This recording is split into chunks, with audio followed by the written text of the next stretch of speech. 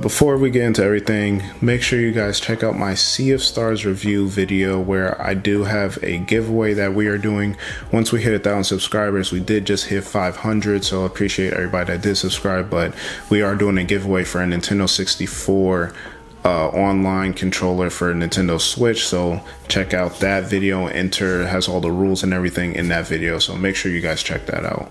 Gaming has evolved so much since its inception back from whether it was the 80s with the arcades or the NES or the Atari. Gaming has grown to just over encompass everything from pop culture to different people from different backgrounds, whether you're black, white, Christian, anything, boy, girl, everything else. Everyone's kind of come together to enjoy this hobby, which used to be niche, but it's now grown into a multi-billion-dollar industry. And even though the industry has grown so much and everybody's a little different, we also have a lot of commonality. So what I like to do on this channel, if you're new to the channel, Manta XP, what I like to do is have these discussions where we sit down and talk about things that we all kind of experience, whether it's, dealing with our backlog, our fatigue, or digital versus physical, all these different conversations that are coming around and coming about in the video game space. And one of those conversations that I've been seeing recently is this idea of video game burnout. Now, this, just as a concept, you may think like, oh, you're just sick of video games. But what it actually is more like you want to keep playing video games, but you either don't have the energy to, or you're not getting that enjoyment out of it that you feel like you should be. So if you're new to the channel, please consider subscribing. We do upload every Sunday here, and also sometimes, in the middle of the week as well. So please, if you haven't, do hit that subscribe button and leave a like and leave a comment below on what you think of this video.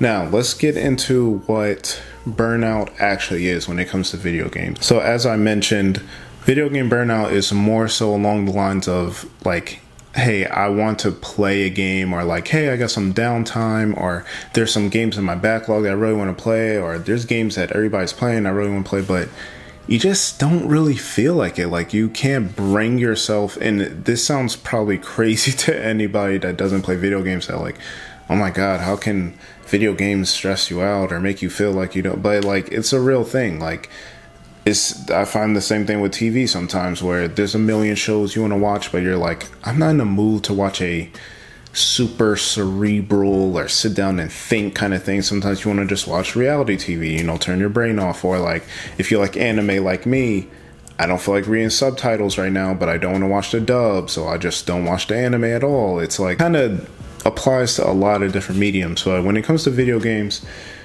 when you get this burnout, and I can speak for myself, especially, being a content creator, sometimes the content in the video games kind of overlap, and that can take some of the joy out of it. So, for example, Tears of the Kingdom came out, right? I wasn't the biggest fan of Breath of the Wild, as I've mentioned a million times on this channel, but there was something just like the differences they were doing with Tears of the Kingdom, and everybody talking about it. I was getting hyped about it, so I ended up going back, finishing Breath of the Wild after only putting in like 5 hours before it, and then went into Tears of the Kingdom, and I loved both games. I ended up loving both of them, but at the same time, when I'm planning to do a review for the game, which this isn't my, full-time job, of course, but there was all the conversation around Tears of the Kingdom, everybody's putting videos out, and the night before I knew I had to record, I stayed up till like 3 a.m. trying to beat the game, and then didn't end up finishing it. I put in like 95 hours into the game, and then the next morning had to play another 6 hours and then record right after that and edit in.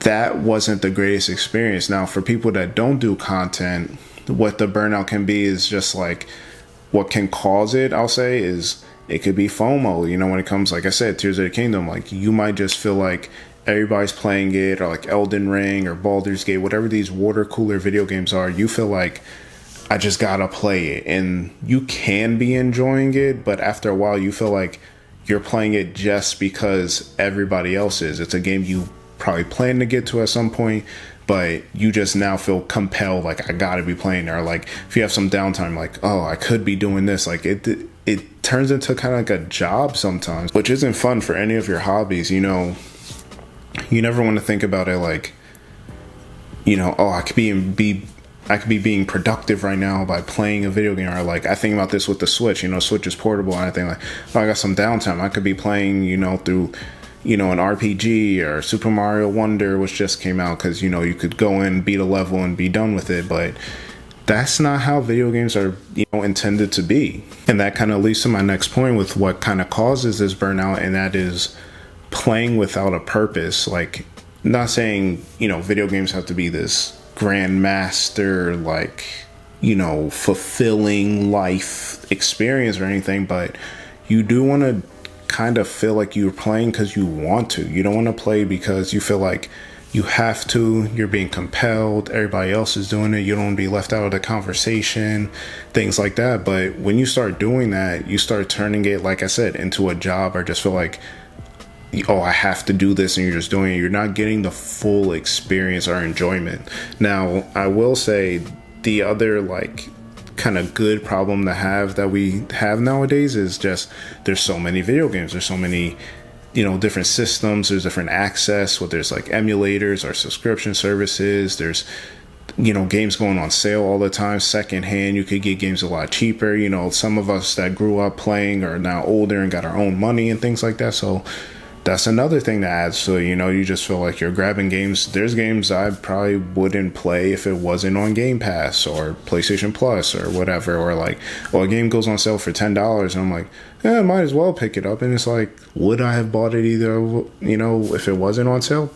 Maybe, maybe not, but that adds to it as well. So you want to make sure you actually want to play what you're playing. And I think another thing that causes burnout is just playing too much. I know it sounds insane to some people because it should be an enjoyable experience, but yeah, playing video games too much can kind of burn you out. And not just playing video games, but maybe talking about them or listening to podcasts. Like me, myself, when I'm on YouTube, I'm watching a lot of like different video game content creators, getting ideas for videos, or just daily news. And I listen to, IGN podcasts. I watch I consume as a whole, like a lot of gaming content. Like sometimes that can burn you out as well. It's not just, oh, I'm playing a game. It's like, I'm playing it, I'm listening to it, I'm watching other people talk about it or play it. It's just in my head all the time. I'm now going to my friends to talk about it. I'm watching shows on it on Netflix. It all starts compiling. So I think like sometimes you gotta just slow it down, like moderation. Like it's not like video games and gaming is one of those mediums where it's not the same as, let's say, like music or podcasts or TV or movies.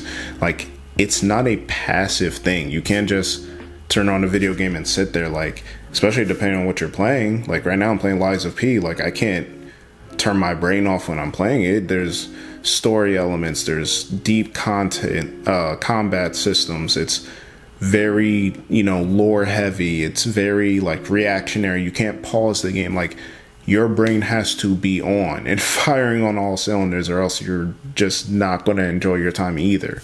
So as opposed to, music, which is playing in the background, or like a movie or TV that you can kind of turn your brain off on, like you can't do that with video games. So like that's where that mental stress kind of comes into play.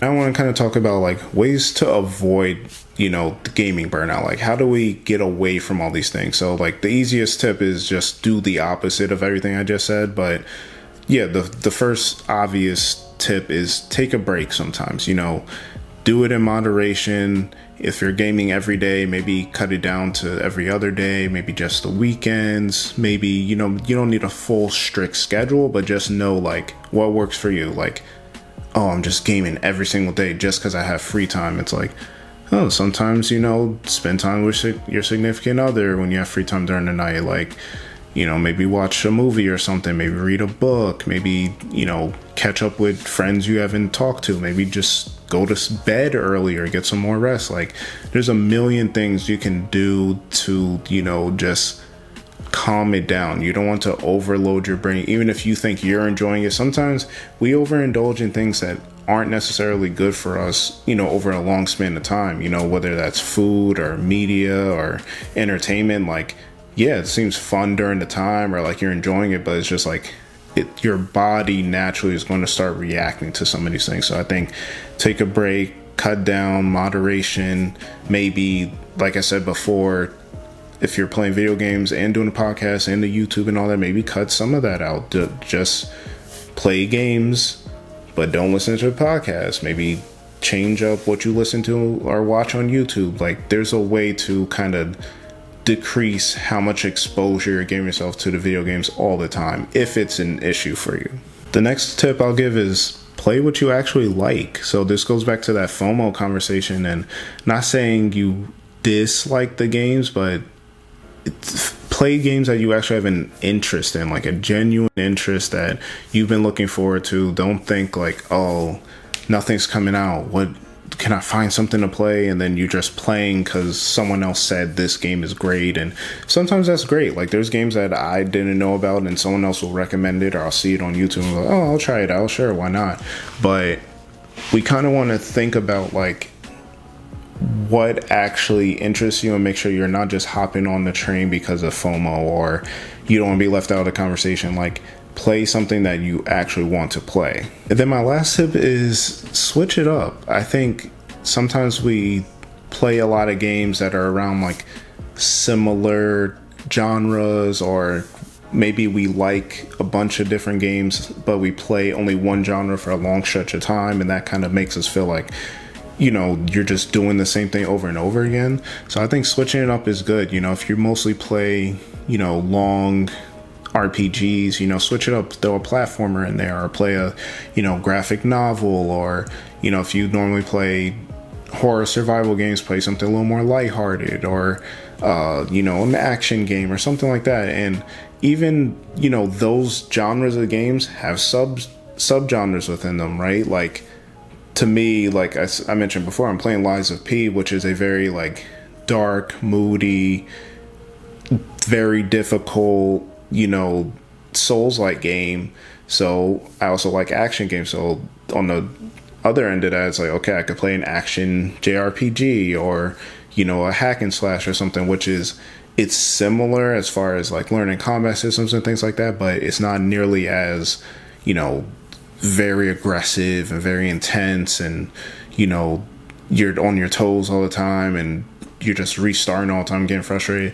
You got to switch it up. You got to add what they call is these, what do you call them? Like, they have these palate cleanser games, as they call it. You know, I played Cocoon the other day, only 5 hours, played it for 2 days, and I was done with it. Like, and it was a good little puzzle game, just something to turn your brain off. Vampire Survivors, like I said, Super Mario Wonder just came out. Like, there's a lot of these games where you can kind of play and not, you'll think, but just kind of varying how much you're actually getting involved with it. So I think switching up the genre, switching up the difficulty, the type of games you're playing with, that's also going to help you avoid burnout. And those are all my tips on, you know, avoiding burnout, you know, what it is, what causes it, how to avoid it, and things like that. And, you know, this video wasn't supposed to be like a after school special PSA or anything. Like, listen, it's just something I noticed a few people are going through. I've kind of gone through it a little bit, especially with trying to put out videos and things like that. But, you know, I think video games at the end of the day are a good little escape from reality. They're fun. They can take your mind off of things. They can, you know, just make life more enjoyable. But again, everything in moderation. If you feel like you're getting close to that point where you're kind of getting burned out a little bit, just, you know, take a step back and kind of, you know, change things up a little bit. Don't want to do the same thing every day. But that pretty much does it, guys. Like I said, we just hit 500 subscribers, and we are doing a giveaway for the Nintendo Switch Nintendo 64 controller. So if you watch my Sea of Stars review, all the rules and everything is in that video, so make sure you check that out. We're going to give that away after I hit 1,000 subscribers. So we are on the way. Thank you to everybody that helped us get to this milestone. Really appreciate it. I'm going to keep trying to put out this content for you guys, so I definitely appreciate it. So like and subscribe if you haven't already. Leave a comment on everything you thought about this video, and I'll catch you in the next one. Peace.